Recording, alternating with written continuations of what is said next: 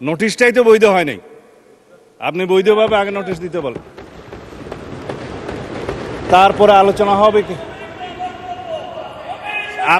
আপনারা মাননীয় সংসদ সদস্য, আপনারা বসেন দয়া করে। মাননীয় স্পিকার বসেন দয়া করে, বসেন। মুলতবি প্রস্তাবের বিষয় লিখছে সাম্প্রতিক ও জরুরি জনগুরুত্বপূর্ণ একটি সুনির্দিষ্ট বিষয় সম্পর্কে আলোচনা করার জন্য এই সংসদের কাজ এখন মুলতবি করা হোক।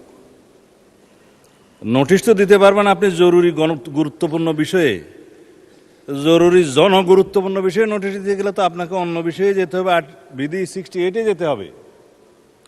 This is my point of order. এবং সেখানে আপনি সময় পাবেন আধা ঘন্টা আলোচনার। এখন যদি আপনি সংশোধন করতে চান, সংশোধন করতে পারেন। মানে বিরোধী দলীয় নেতাকে সংশোধিত নোটিশ আবার দিতেও বলতে পারেন, আপনার রাইট আছে। You are milord of the house, অভিভাবক, ইউ ক্যান ইন্টারপ্রিট। এই পার্লামেন্টে আপনি সব কিছু সংশোধন করতে পারবেন।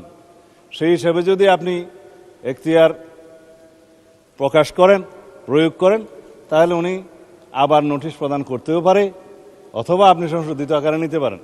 এখানে পার্লামেন্টের অনেক অফিসার্স আছেন, লেজিসলেটিভ উইংয়ের আছেন, আপনারা হয়তো এটা দৃষ্টি আকর্ষণ করতে পারতেন। মাননীয় স্পিকারের নোটিশটা দেয়া হয়েছে জরুরি জনগুরুত্বপূর্ণ বিষয়ে সাম্প্রতিক, সেটা আসবে 68-এ, এবং সেখানে আপনি আলোচনা করার সুযোগ দিতে পারবেন আধা ঘন্টা যদি আপনি প্লিজড হন। আর এখানে 62-তে যদি আপনি নোটিশটা অ্যাকসেপ্ট করেন, তাহলে আপনি সময় দিতে পারবেন 2 ঘন্টা এবং 3 দিনের মধ্যে। যদি আপনি সম্মত হন এবং বিরোধী দলের সদস্যের মধ্যে যদি 25 জন সেটা সমর্থন করে এবং সরকারি দলের সদস্যদের মধ্যে যদি কেউ আপত্তি না তোলে, এখন আমি আপত্তিও তুলছি না, অনাপত্তিও তুলছি না, কারণ সেজন্য আপনার অনুমতি লাগবে, আলোচনা হবে। নোটিশটাই তো বৈধ হয় নাই। আপনি বৈধভাবে আগে নোটিশ দিতে বলেন, তারপরে আলোচনা হবে কি। আপনারা মাননীয় সংসদ সদস্য, আপনারা বসেন দয়া করে। মাননীয় স্পিকার বসেন দয়া করে, বসেন। মাননীয় স্বরাষ্ট্রমন্ত্রী, আপনি আপনার বক্তব্য শেষ করুন। আমি আপনার প্রোটেকশন চাচ্ছি। আপনি বিরোধী দলীয় সদস্যদেরকে ফ্লোর দিবেন, অসুবিধা নাই, কিন্তু লেট মি স্পিক। আমরা যেন আগের কালচারে ফেরত না যাই।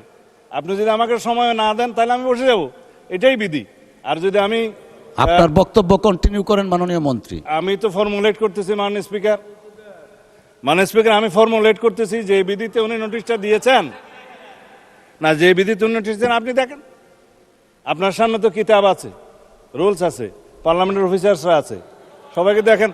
আপনি যদি এই বিধিতে 62-তে এই নোটিশটা গ্রহণ করেন, তাহলে আপনাকে সংশোধিত আকারে গ্রহণ করতে হবে, অথবা আপনাকে বলতে হবে মাননীয় বিরোধী দলীয় নেতা, আপনি 62 রুলসে আবার একটা নোটিশ দেন, কারেকশন করে দেন। এটা হচ্ছে আমার ফার্স্ট পয়েন্ট অফ অর্ডার। এখন এখানে তো বিরোধিতা করার কিছু নেই, আমি তো অপোজ করছি না। আপনার এভরি রাইট আছে নোটিশ দেওয়ার, সংশোধিত করার এবং আপনি অ্যালাউ করার।